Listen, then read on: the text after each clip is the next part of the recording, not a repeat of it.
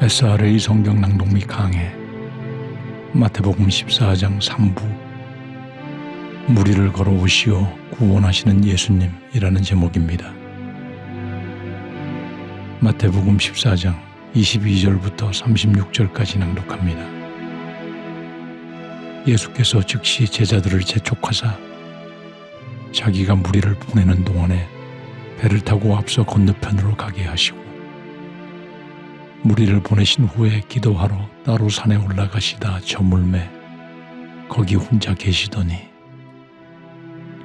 배가 이미 육지에서 술이나 떠나서 바람이 거슬림으로 물결을 인하여 고난을 당하더라. 밤 사경에 예수께서 바다 위로 걸어서 제자들에게 오시니 제자들이 그 바다 위로 걸어오심을 보고 놀라 유령이라 하며 무서워하여 소리지르거늘 예수께서 즉시 일러 가라사대 안심하라 내니 두려워 말라.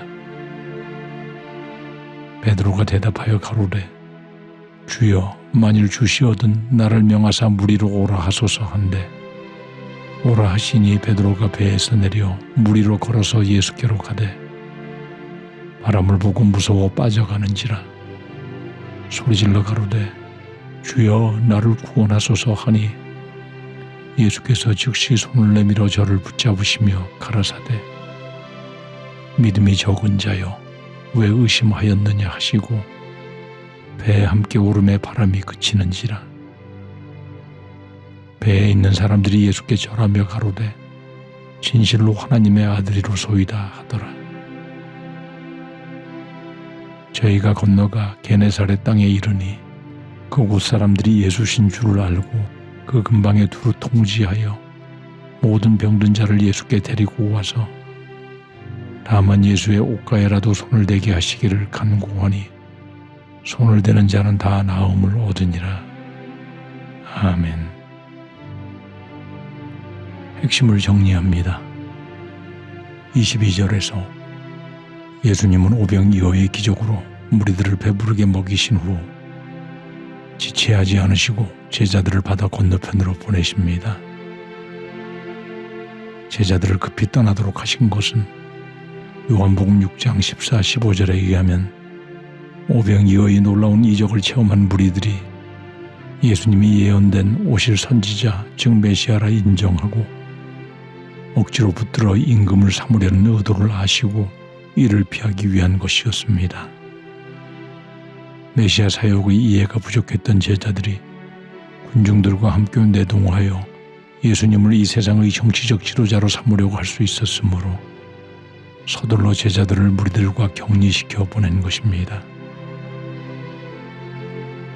23절에서 무리를 보내신 후 예수님은 기도하러 따로 산에 올라가 홀로 계십니다.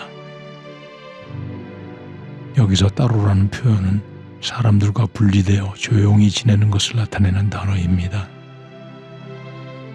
예수님은 공생의 기간 동안 사람들과 더불어 생활하시고 전국 복음을 전하기 위해 바쁘셨지만 영적인 안식을 취하시며 새 힘을 얻기 위해 사람들을 떠나 홀로 하나님 앞에 서는 시간을 가지셨습니다. 24절에서 제자들은 이미 육지로부터 멀리 떠나 바다 가운데 항해 중이었습니다. 요한복음 6장 19절에는 노를 저어 10여리쯤 갔다고 기록하고 있습니다. 10여리는 직역하면 4.6에서 5.6km 정도의 거리입니다. 그런데 제자들이 탄 배는 바람이 거스름으로 물결 때문에 고난을 당하고 있었습니다. 갈릴리 호수는 높이 2814m의 헤르몬 산으로부터 물이 흘러들어 해수보다도 209m 낮은 곳에 위치하여 급격한 기류 변화로 예상치 못한 큰 파도가 일곤 하였습니다. 여기서 고난을 당한다는 표현은 해산의 고통을 나타낼 때 사용되는 표현으로 극심한 고난을 말할 때 사용합니다. 25절에 밤 사경에 예수님이 바다 위로 걸어서 제자들에게 오십니다. 밤 사경은 새벽 3시부터 6시 사이의 3시간을 의미합니다. 물결과 밤새 힘겹게 싸우고 있는 제자들에게 예수님은 바다를 걸어서 오신 것입니다. 바다 위를 마치 육지와 같이 걷는 모습을 통해 자연의 법칙을 초월하시는 예수님의 신성을 발견할 수 있습니다. 26절의 제자들은 바다 위를 걸어오시는 예수님을 보고 놀라 유령이라 무서워하며 소리지릅니다. 유령이라는 원어는 눈에 보이나 실체가 없는 것, 즉 헛개비를 의미합니다. 제자들은 인간의 이성으로 이해할 수 없는 기상천외한 광경에 큰 두려움에 빠진 것입니다. 27절에 예수님께서 곧 안심하라, 내니 두려워 말라고 말씀하십니다. 내니라는 말은 나는 나이다라는 뜻입니다. 출애굽기 3장 14절에 하나님께서 모세에게 나는 스스로 있는 자이다 라는 말씀과 상통한 것입니다. 그리고 두려워 말라고 하십니다. 모든 문제의 해결자이시며 보호자이신 예수님에 대한 믿음을 촉구하는 것이며 예수님을 바라볼 때 두려움에서 즉각 벗어날 수 있음을 확신시키시는 것입니다. 28절에서 베드로가 만일 주이시거든 무리로 오라 하소서라고 구합니다. 만일이라고 표현하여 의심하는 것이 아니라 너무나 충격적인 상황과 감격으로 자신도 무리를 걸을 수 있을 확신으로 말씀드리는 것입니다. 그리고 예수님께서 오라 하시니 베드로가 무리로 걸어 예수님께 가다가 바람을 보고 무서워 물에 빠져가므로 예수님께 구원하기를 구합니다. 거친 바람 쪽으로 시선을 돌린 베드로는 그 순간 두려운 마음에 사로잡혔고 예수님과 시선이 단절된 순간 물에 빠지게 된 것입니다. 그리고 예수님께 절박하게 구조 요청을 하게 됩니다. 이것은 우리의 삶의 모습입니다. 어떤 위험 상황에서도 주님을 바라보며 나갈 때는 안전하지만 예수님이 아닌 세상의 바람을 바라보는 순간 두려운 마음과 함께 물에 빠지는 것입니다. 그러나 설령 실수하여 예수님과의 시선을 놓쳐 물에 빠져간다 할지라도 그 순간에 예수님께 절박하게 구조 요청을 해야 되는 것입니다. 급박한 순간 바로 예수님을 불러 구원받은 간증은 수없이 많은 것입니다. 31절에 예수님은 즉시 손을 내밀어 베드로를 붙잡으시며 믿음이 적은 자여 왜 의심하였느냐고 꾸짖으시고 배에 함께 오르십니다. 절대절명의 위기에 처한 베드로에게 예수님은 즉시 손을 내밀어 붙잡으신 것입니다.